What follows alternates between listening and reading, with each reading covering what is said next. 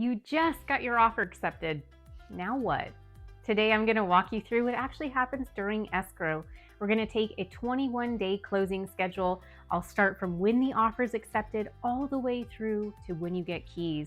I have made this video before, but there have been some regulation changes as well as new contingencies. So I want to do a refresh to make sure you know exactly what to expect. Let's get started.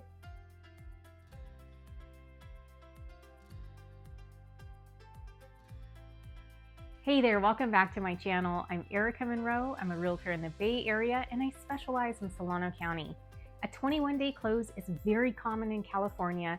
However, depending on your loan type, you might be looking at closer to a 30 or 45-day close. Either way, the same principles apply. The day that your offer gets accepted, both buyer and seller have agreed to terms and they both sign the contract. That is day 0, your contract is ratified. The next day starts the clock, day 1 of your 21-day escrow. The very first thing you want to do is get your earnest deposit to escrow. Now in your contract, you will have specified how long you have to get your deposit in, as well as the quantity that you're going to place as a deposit. Remember, this is your skin in the game. This is what you'd potentially jeopardize if you default on the contract.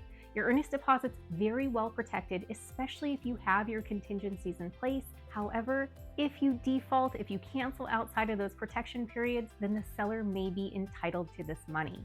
It is held in a neutral account, the seller does not have access to it, and you will be credited that money at closing towards your down payment and closing costs. Next, you want to focus on inspections. If you've retained your inspection investigation period, this is your opportunity to hire inspectors to investigate the condition of property. You want to review seller disclosures to see what material facts they may have disclosed. Remember that a material fact is a fact that may deter a reasonable buyer from purchasing a home, such as a roof leak, a plumbing leak, something substantial like foundation issues. These are considered material facts, and you'll want to make sure that you are comfortable and confident with what the sellers have shared. For a 21-day close, typically you'll see anywhere from 7 to 10 days as a time frame for investigating the property. Now, it is common for sellers to provide their own set of inspections, and it's up to you whether you feel comfortable just relying on those inspections or if you want to hire your own inspectors. A broker is always going to encourage you to hire your own inspectors, and if you don't, you may have to sign a waiver saying that you are operating against the broker's advice. The reality is some markets are very competitive, and for you to have an opportunity to get the home of your choosing, you may have to consider relying on those seller disclosures, but you and only you can make that decision. One new contingency is the contingency of insurance, making sure you can get a reasonable homeowner's insurance quote for the home. I would encourage you to start talking to companies immediately after getting into contract.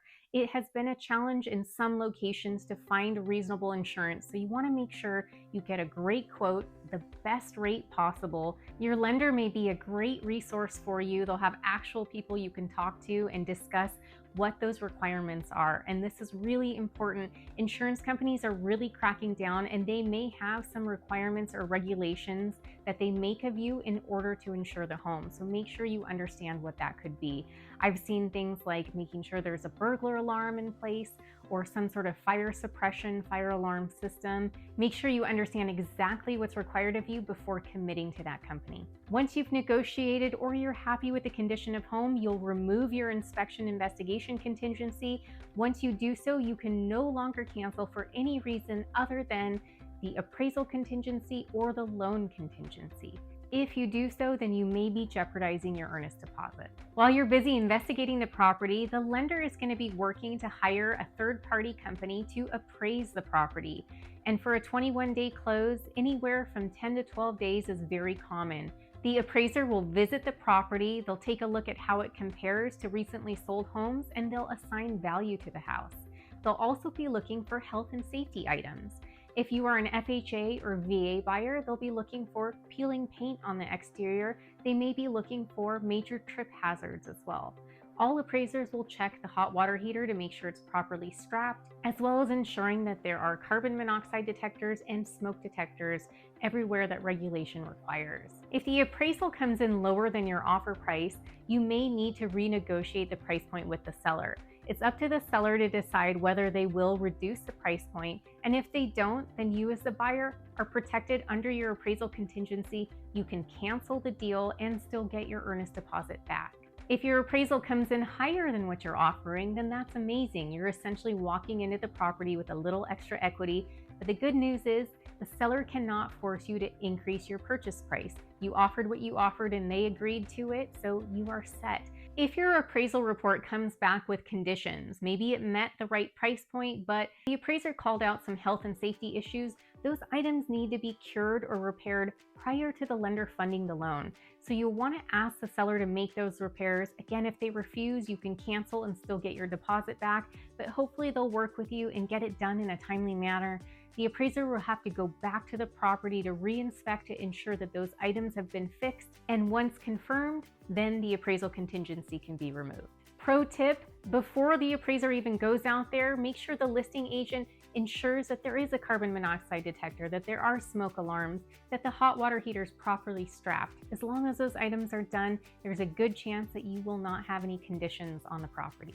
Just remember, once you remove your appraisal contingency, your earnest deposit is that much more vulnerable. However, you've taken all the correct steps and measures to ensure that this is the correct property for you. Your final contingency will be your loan contingency, and for a 21-day close, it's common to see anywhere from 10 to 14 days. So all through escrow, the lender is going to be asking for additional documentation.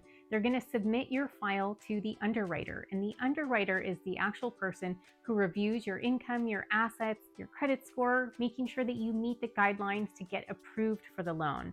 Now, I know a lot of buyers get confused because they're already pre-approved. Aren't they guaranteed the loan? Well, unfortunately, the answer is no. Most of the time, as long as your lender has done their due diligence, they've collected all of the documentation up front, then you probably will qualify.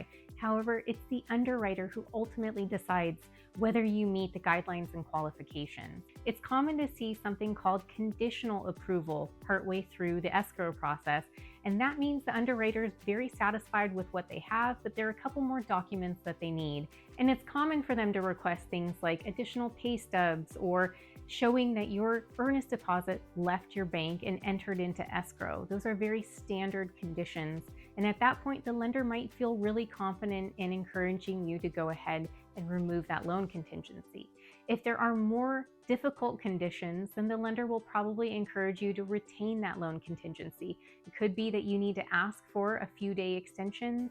Really important that your agent is the project manager. They're in communication with everybody to ensure that stress levels are as low as possible. Once your loan contingency has been removed, we can look towards closing. Your lender is going to be working on the back end to prepare documents such as your closing disclosure. And that's something that you're going to want to review and sign right away. And that's going to confirm your interest rate, your total monthly payment, including homeowners insurance and property taxes.